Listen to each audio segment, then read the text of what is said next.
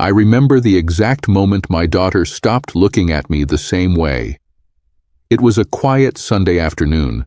The house was full of family, laughter, and the smell of food. Everyone thought it was just another normal gathering.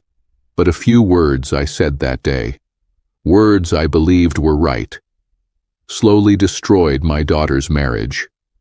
And by the time I realized what I had done, it was already too late. I'm not telling you this story to gain sympathy. I'm telling it because if you are a parent, or if you love your children deeply, you might one day stand where I stood. And I hope when that moment comes, you will make a different choice than I did. My name is Daniel. I'm 68 years old now. I spent most of my life believing I was a good father. I worked hard. I protected my family. I made decisions that I believed were in my children's best interests. At least, that's what I told myself. My daughter Emily was always the light of our home. She had a gentle heart. Even as a child, she hated seeing anyone upset. When she was little, if she noticed I had a stressful day at work, she would quietly bring me a glass of water and sit next to me without saying anything. She had that kind of soul. Emily was also very trusting, sometimes too trusting. As a father, that worried me. The world is not always kind to people with soft hearts. When Emily was 26, she introduced us to a young man named Jason. Jason was polite, respectful, a little quiet. He worked as a mechanic and had grown up in a family that didn't have much money. His clothes were simple. His car was old. But the way he looked at my daughter told me something important. He loved her. Still, I wasn't comfortable. I had spent 30 years building a stable life for my family, a good home, financial security. I wanted Emily to marry someone who could give her the same stability. Jason didn't look like that kind of man to me. At first, I kept my doubts to myself. I watched them carefully.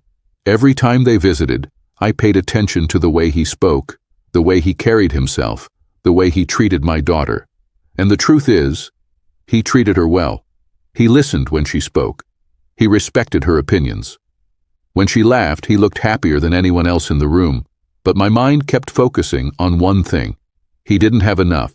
Not enough money. Not enough status. Not enough security. 6 months later, Jason asked for my blessing to marry Emily. I remember that evening very clearly. He sat across from me at the kitchen table. His hands were slightly shaking, but he looked me straight in the eyes. He told me he loved my daughter more than anything.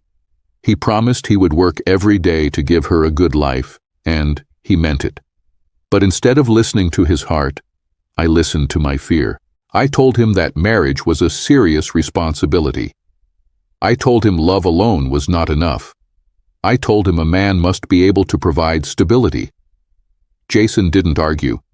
He simply nodded and said he understood. Then he said something I still remember word for word. "Sir, I may not have much right now, but I promise I will spend my life building something for her." Looking back now, I realize that was exactly the kind of man a father should want for his daughter.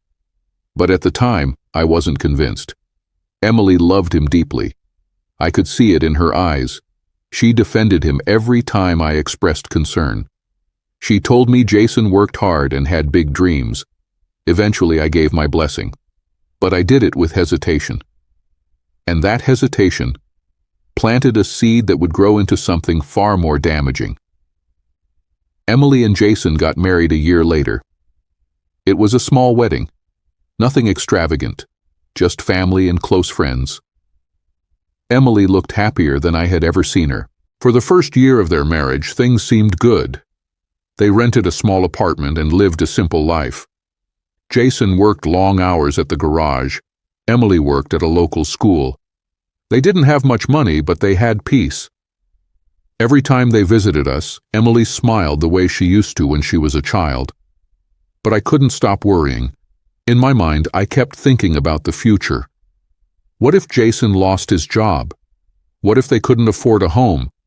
What if Emily struggled financially because of the man she chose? Instead of trusting her judgment, I began interfering. At first, it was small comments. I would ask Jason about his income. I would suggest he look for a better career. Sometimes I compared him to other husbands I knew. I told myself I was helping, But what I was really doing was slowly undermining him.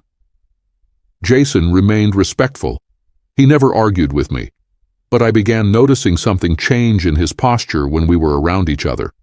He stopped speaking as freely. He started choosing his words carefully. Emily noticed it too. One evening after dinner, she pulled me aside in the hallway. Her voice was calm, but her eyes looked tired. "Dad," she said, "Jason is trying his best. Please stop making him feel like he's not good enough." I remember feeling defensive. I told her I was just looking out for her future. She didn't argue, she simply nodded. But something in her expression told me I had hurt her. Months passed. Then came the day that changed everything. It was another Sunday family dinner. Jason had just finished explaining that he was planning to open a small repair shop of his own.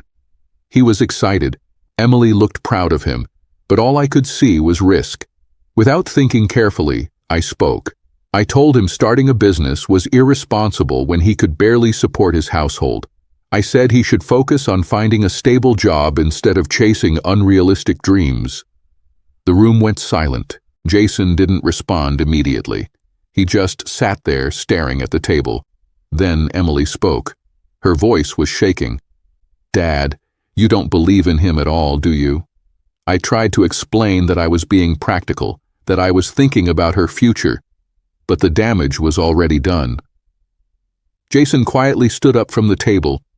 He thanked my wife for the dinner. Then he said something I will never forget.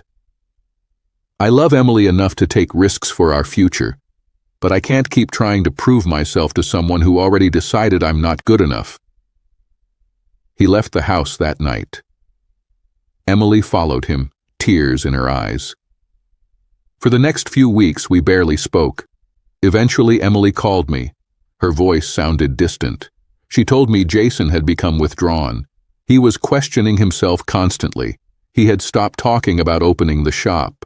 My words had planted doubt in him, but that wasn't the worst part. Jason also began believing that Emily's family would never truly accept him. That feeling slowly created tension between them. Small arguments started happening, not about money, not about work, about respect, about pride, about feeling supported. 6 months later, Emily came to our house alone. She sat in the living room, staring at the floor. Then she told us they were separating. The words felt unreal. I asked what happened. She tried to explain, but her voice kept breaking. Finally, she said something that hit me like a hammer. "Jason felt like he could never be good enough, not for you, and eventually not even for me." That was the moment I realized what I had done. I had spent years protecting my daughter from imagined problems, but in doing so, I had created a real one. Jason didn't leave because he didn't love Emily. He left because he felt like a failure in the eyes of the man whose respect mattered most. Mine. Years have passed since then. Emily eventually rebuilt her life. She is stronger now, wiser. But there is a quiet sadness in her that wasn't there before. Jason moved to another state. Last I heard, he did open his own repair shop. Sometimes I wonder what their life would have looked like if I had simply trusted them. If I had encouraged him instead of questioning him. If I had supported my daughter's choice instead of trying to control it. Parents believe they are protecting their children when they interfere. But sometimes, love must step back. Sometimes our role is not to judge the person our children choose, but to support the life they are trying to build. I learned this lesson too late. Today, when young parents ask me for advice, I tell them something very simple. Your children do not need a perfect life partner. They need someone who will grow with them, someone who respects them, someone who is willing to struggle beside them. Money can grow, careers can change, circumstances can improve, but confidence, once broken, can destroy something beautiful. If I could go back to that Sunday dinner, I would say something very different. I would look Jason in the eyes and tell him I was proud of his ambition. I would tell him I believed in his ability to build a future, and most importantly, I would show him the respect he deserved as the man my daughter loved, Because sometimes a single sentence from a parent can strengthen a marriage, and sometimes a single sentence can slowly break it. I share this story not because I enjoy remembering it, but because silence would make the mistake meaningless. If you are a parent watching this, remember something important. Your children may listen to your advice, but they will live with the consequences of your words. Choose those words carefully. Encourage more than you criticize. Support more than you control. And never forget that the person your child loves deserves dignity, even if they are still learning how to build their life. Because the biggest mistake I ever made was believing I knew what was best for my daughter's future.